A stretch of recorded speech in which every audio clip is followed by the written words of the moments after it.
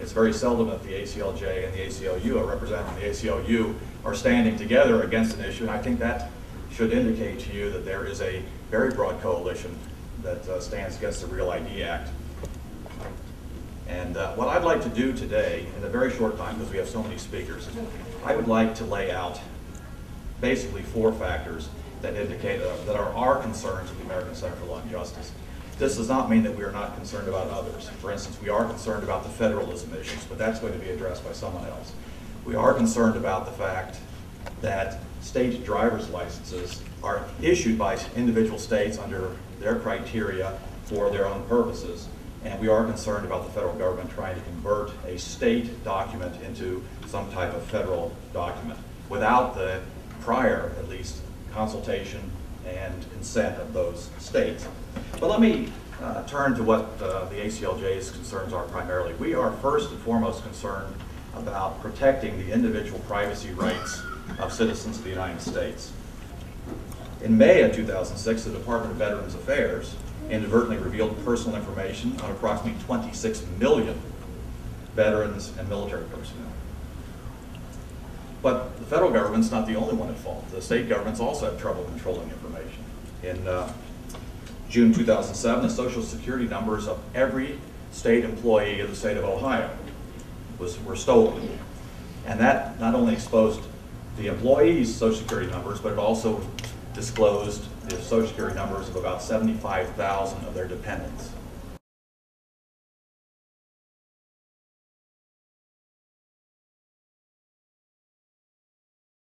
Pennsylvania and a number of other states specifically provide already in their law that if you have religious objections to having your photo taken for driver's license purposes, that you can indeed have a driver's license without a photo.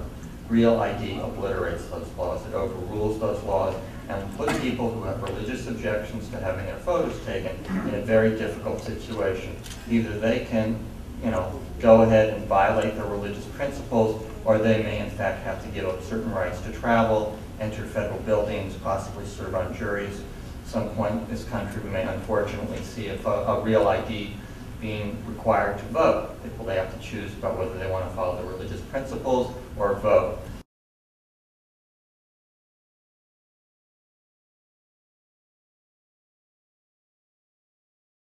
Thomas Jefferson once said, "Let no more be heard of confidence in men, but bind him down from mischief with the chains of the Constitution." The United States Constitution is the most important document in our nation, and not simply because it is one of our founding documents, but because it is the supreme law of the land. It, and only it, is the supreme law of the land. Not Congress, not the President, not the Supreme Court. The Constitution defines the total scope of federal power, and it's easy to understand. It doesn't need lawyers or Congress or the Supreme Court to interpret it. And to preserve this power, the most important part of the entire Constitution is the 10th Amendment, which states, "The powers not delegated to the United States by the Constitution, nor prohibited by it to the states, are reserved to the states respectively, or to the people." The federal government was created by the state specifically to be the agent of the states.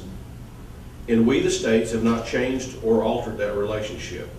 But today, the states are obviously treated as agents of the federal government, as its subordinates.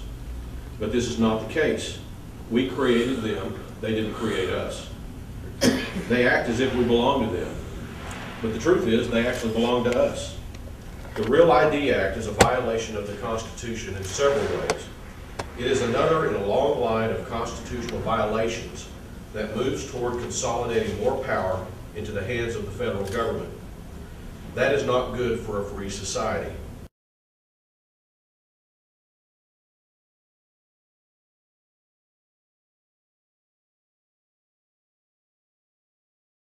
However, our founding fathers have not left us without wisdom on this issue. From my own state of Pennsylvania, Ben Franklin years ago made the famous statement, "People willing to trade freedom for temporary security deserve neither and will lose both."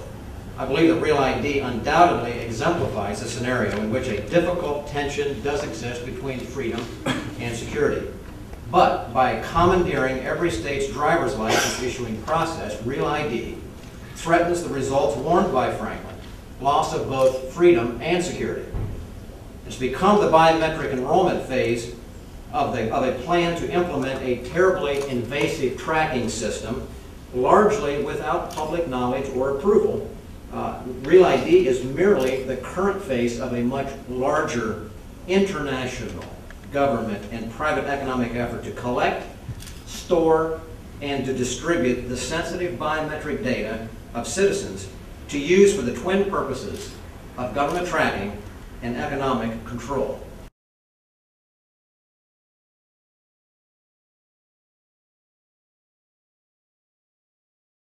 Many of you may not realize the digital photo or facial image that's required under the Real ID Act is a facial image that's required to meet the adopted standards of the International Civil Aviation Organization.